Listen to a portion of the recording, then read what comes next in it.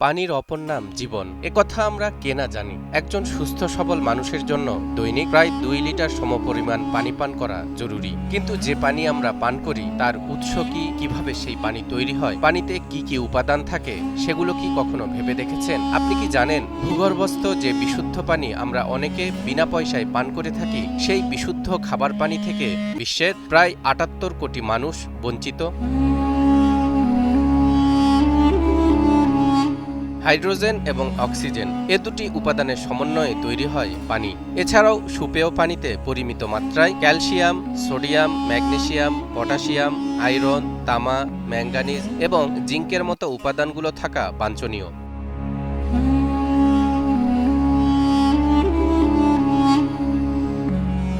উইকিপিডিয়ার তথ্যমতে পৃথিবী পৃষ্ঠের প্রায় 70% অঞ্চলই পানি দিয়ে ঢাকা। এসব পানির প্রায় 97%ই লবণাক্ত, যা একেবারেই পানের অযোগ্য। অন্যদিকে মিঠা বা স্বাদু পানি এমন এক ধরনের পানি যাতে লবণ নেই, অথবা থাকলেও তাতে লবণের পরিমাণ খুবই কম। ভূপৃষ্ঠের উপরিভাগে যে পানি পাওয়া যায় এর মাত্র 1% পানি পানের যোগ্য। কাজেই পৃথিবীর বেশিরভাগ পানি মহাসাগরে পাওয়া গেলেও প্রাকৃতিকভাবে সৃষ্ট জলপ্রপাত, হ্রদ, নদী, তুষারপাত, বরফ আর বৃষ্টির পানি স্বাদু পানির প্রধান উৎসস্থল। মহান আল্লাহ তাআলা বলেন, হুয়াল্লাযী আনজালা মিনাস সামাই মাআন লাকুম মিনহু শারাবুন ওয়া মিনহু শাজারুন ফীহি তুসিমুন। তিনি তোমাদের জন্য আকাশ থেকে পানি বর্ষণ করেছেন। এই পানি থেকে তোমরা পান করো এবং এ থেকেই উদ্ভিদ উৎপন্ন হয় যাতে তোমরা পশুচারণ করো। বিশেষ করে বৃষ্টির পানির জন্য চাতকের ন্যায় অপেক্ষা করে উপকূলবাসী, কারণ এসব এলাকায় সুপেয় খাবার পানির অন্যতম উৎস বৃষ্টির পানি। কিন্তু দুর্যোগপূর্ণ পরিবেশ, অনাবৃষ্টি, লবণ পানির প্রভাব আর স্বাদু পানির উৎস না থাকায় উপকূলীয় অঞ্চলের মানুষকে প্রায়ই পড়তে হয় খাবার পানির তীব্র সংকটে। গণমাধ্যমে এমন সংবাদ প্রায়ই চোখে পড়ে।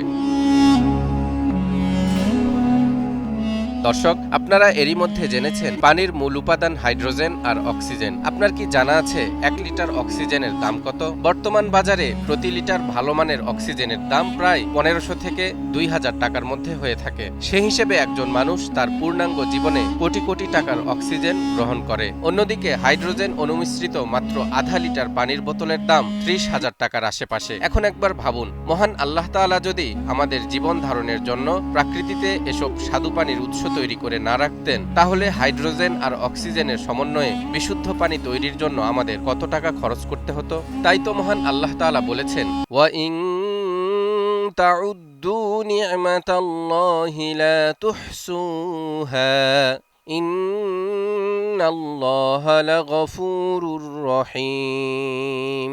আর যদি তোমরা আল্লাহর অনুগ্রহ গণনা করো তবে তার সংখ্যা নির্ণয় করতে পারবে না। নিশ্চয় আল্লাহ ক্ষমাশীল, পরম দয়ালু।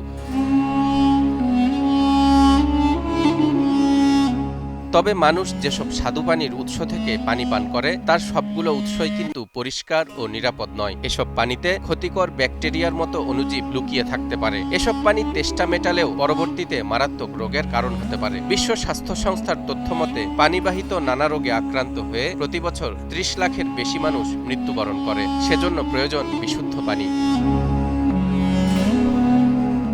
বিশুদ্ধ পানি বলতে সেই পানিকে বোঝানো হয় যেটিকে যান্ত্রিকভাবে পরিশ্রুত করা হয়েছে বা প্রক্রিয়াজাতকরণের মাধ্যমে যেই পানি থেকে ক্ষতিকারক উপাদানগুলো দূর করা হয়েছে। একসময় খাবারের জন্য বিশুদ্ধ পানির একমাত্র উপায় ছিল ফোটানো, আর ঔষধ তৈরির কাজে ব্যবহৃত হতো পাতিত পানি বা ডিস্টিল ওয়াটার, যার একটি উল্লেখযোগ্য পদ্ধতি হল তরল পানিকে তাপ দিয়ে বাষ্পে পরিণত করে পুনরায় শীতলীকরণের মাধ্যমে তরলে পরিণত করা। তবে সাম্প্রতিক বছরগুলোতে পানিকে বিভিন্ন উপায়ে বিশুদ্ধ করা হয়, যেমন ব্লিচ বা ফিটকিরির মতো জীবাণুনাশক রাসায়নিকের ব্যবহার, হার্ড ওয়াটারের জন্য সফটেনার, নানা ধরনের ফিল্টার ইত্যাদি। আর বর্তমানে reverse osmosis, activated carbon, electrodeionization, ultraviolet, submicron filtration টেকনোলজির মতো উন্নত প্রযুক্তি ব্যবহার করে পানিকে এতটাই বিশুদ্ধ করা হচ্ছে, এগুলোতে বিদ্যমান ক্ষুদ্র উপাদানগুলোকেও 100 কোটি ভাগের 1 ভাগ এককে বা 1 লক্ষ কোটি ভাগের 1 ভাগ এককে পরিমাপ করতে হয়।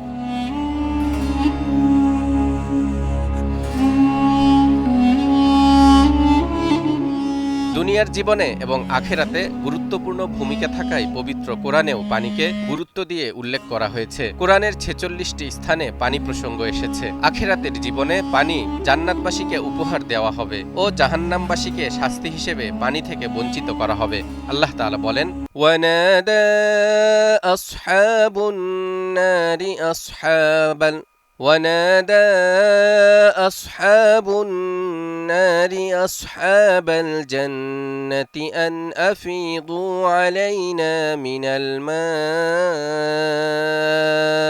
أو مما رزقكم الله قالوا إن الله حرمهما على الكافرين জাহান্নামীরা জান্নাতীদের ডেকে বলবে, আমাদের উপর সামান্য পানি নিক্ষেপ করো, অথবা আল্লাহ তোমাদের যে রুজি দিয়েছেন তা থেকে কিছু দাও। তারা বলবে, আল্লাহ এ উভয় বস্তু কাফেরদের জন্য নিষিদ্ধ করেছেন।